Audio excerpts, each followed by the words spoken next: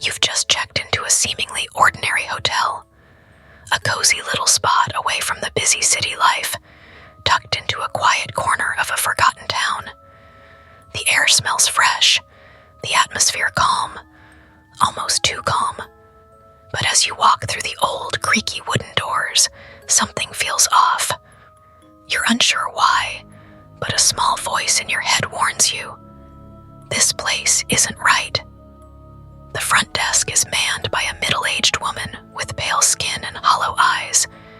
Her smile is tight, almost forced, and when she hands you the key to your room, her fingers linger just a moment too long on yours. You shake it off. Just tired, you tell yourself.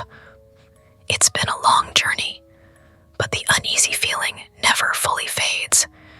As you walk down the dimly lit hallway toward your room, the silence is oppressive. The carpet underfoot is thick and plush, but it feels like it's swallowing every sound you make. There are no voices, no sounds of movement, not a soul in sight. It's like the entire hotel is holding its breath. You glance at the numbers above each door, finally stopping in front of room 206. The door looks strange. The wood is worn, scratched, as though it has seen far too many years of neglect.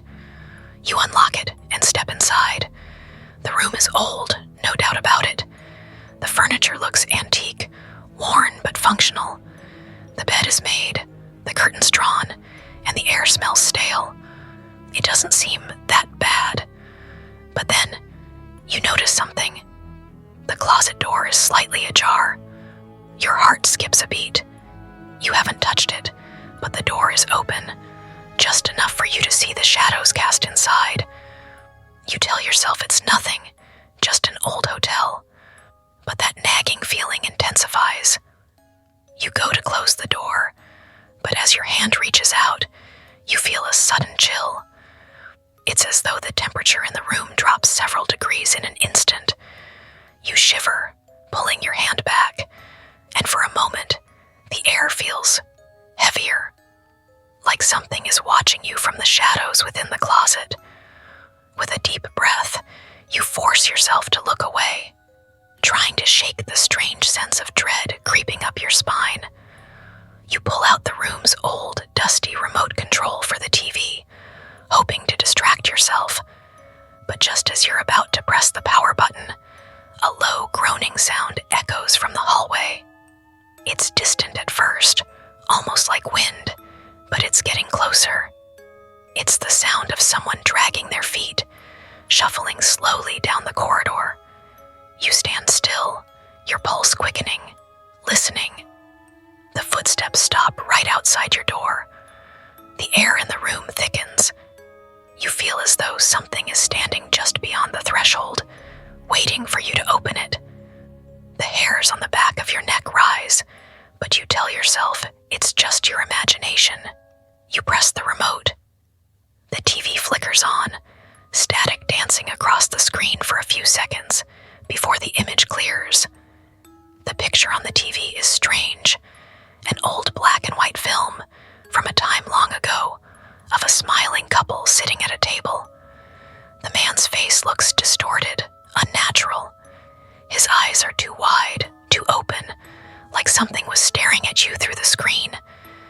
But you blink, and the image is gone, replaced by a smooth, static screen. You shake your head, unnerved. The footsteps have stopped, no sound from the hallway. You get up to check, but just before you reach the door, there's a sudden knocking. It's soft, hesitant. 3 slow raps on the door. Knock, knock, knock. You freeze. Your heart thunders in your chest, and the silence after the knocks seems deafening. You take a step back, your mind racing. Who could it be? Maybe it's the staff, coming to check on you. But why knock so quietly, so wrong? Before you can move, the door creaks open slightly, and you see nothing. No one's there. But the hallway is pitch black now, the lights dimming as if the power were failing. There's no one in sight. You close the door quickly, locking it tight, thoughts race. Maybe it's nothing, just your mind playing tricks on you. You sit back on the bed, trying to steady your breathing, but the feeling of being watched only grows stronger. A soft whispering starts in the corner of the room, so faint at first, you're not sure if it's real. You turn toward the sound. The closet door, the one you left ajar, is now wide open.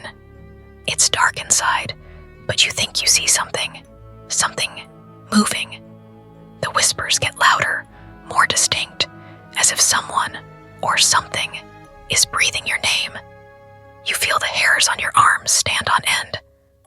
A chill runs down your spine, and for a moment, your vision blurs. When it clears, you see the silhouette of a person standing in the closet, just beyond the edge of the door. But the shape isn't quite right.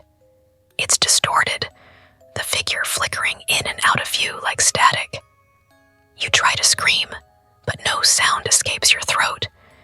You feel paralyzed, trapped in your own body. The closet door creaks slowly shut by itself, as if something is closing it from